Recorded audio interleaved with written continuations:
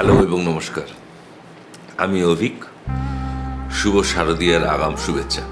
কদিন আগে আমাদের অতি প্রিয় রেডিও মির্চির কল্যাণে ঘরে ঘরে চলে আসা এবং তারও আগে খাস খবরের হাত ধরে প্রথম যখন বাংলা টেলিভিশন বলতে পারেন ম্যাচিওর হয়,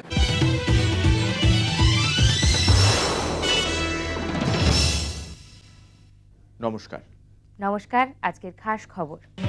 সেই বিখ্যাত রেডিও জকি এবং অভিনেতা মীর তিনি মন্তব্য করেছিলেন যে রেডিও হচ্ছে একটা মৃত শিল্প এবং রেডিও মির্চিতে তিনি একটা অনুষ্ঠান ভোরবেলা সঞ্চালন করতেন। তার স্বভাবসুলভ রসিকতায় তাই নিজেকে তিনি সকালম্যান বলতেন।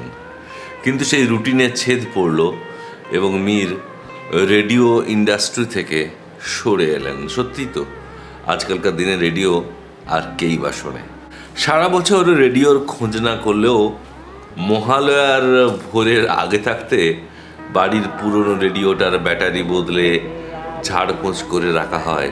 সকালে মহালয়ার তিথিতে মহিষাসুর মর্দিনী শুনতে হবে। এই মহিষাসুর মর্দিনীর পেছনে ছিলেন তিনজন কালজয়ী ত্রয়ী। এক অবশ্যই গ্রন্থনা এবং শ্লোক পাঠে বীরেন্দ্রকৃষ্ণ ভদ্র, দুই সঙ্গীত পরিচালনায় পঙ্কজ কুমার মল্লিক এবং মহিষাসুর মর্দিনীর রচনা এবং প্রবর্তনা করেছিলেন বৈদ্যনাথ ভট্টাচার্য ওরফে বাণী কুমার। মহিষাসুর মর্দিনীর পেছনের অন্ধকার রাজনীতিটাও একটু আপনাদের সামনে শেয়ার করব। বাঙালির সেরা পার্বণের প্রাক্কালে 1932 সালে আকাশবাণী কলকাতা ঠিক করে যে কিছু একটা উপহার, কিছু একটা স্পেশাল গিফট বাঙালিকে দেওয়া যাক এবং বীরেন্দ্রকৃষ্ণ ভদ্রকে দায়িত্ব দেওয়া হয় চণ্ডীপাঠের এবং সামগ্রিক পরিচালনার।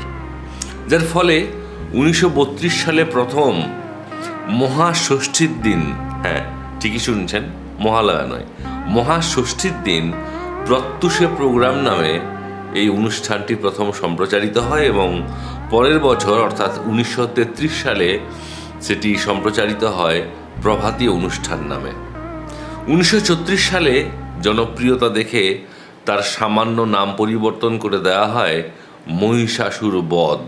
1937 সালে নাম দেওয়া হয় আবার বদলে মহিষাসুর মর্দিনী এবং সেটা এতটাই ক্লিক করে যায়, মানুষের মনে ধরে, তারপর থেকে সেই ট্র্যাডিশন সমানে চলছে।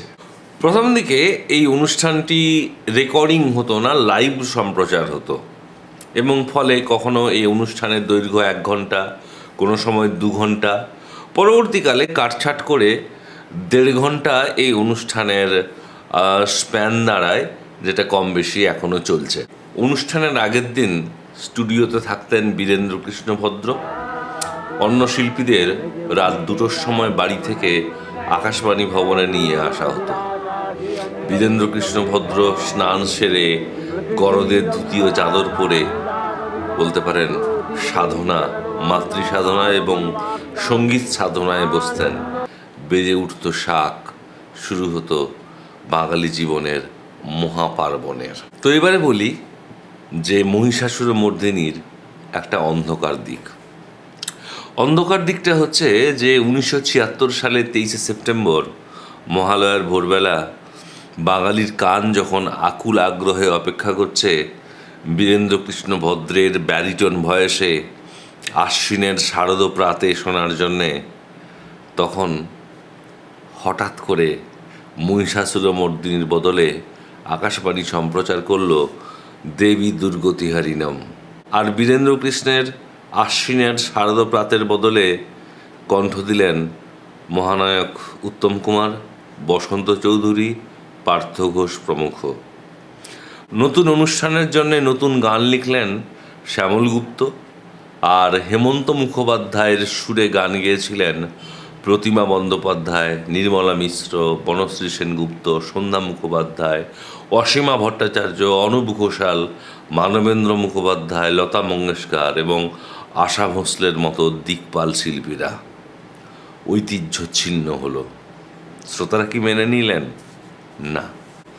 হতে পারেন উত্তম কুমার বাঙালির আইকন, হতে পারেন হেমন্তের গলার মিষ্টি জাদুতে বাঙালি মোহিত, কিন্তু যিনি যেটা ভালো পারেন, উত্তম কুমার চাইলে বীরেন্দ্রকৃষ্ণ ভদ্র হতে পারবেন না, আবার হেমন্তও চাইলে বাণী কুমার হতে পারবেন না। ফলে যা হওয়ার তাই হলো, জনতা বিক্ষোভে ফেটে পড়ল। যে অনুষ্ঠানটির মাঝপথ থেকেই শুরু হয় শ্রোতাদের টেলিফোনে অবর্ণনীয় গালিগালাজ। অনুষ্ঠান শেষ হতে না হতেই আকাশবাণী ভবনের সামনে জড়ো হয় বিশাল জনতা। শোনা যায় পরবর্তীকালে উত্তম কুমারও তার সিদ্ধান্ত নিয়ে আক্ষেপ করেছিলেন।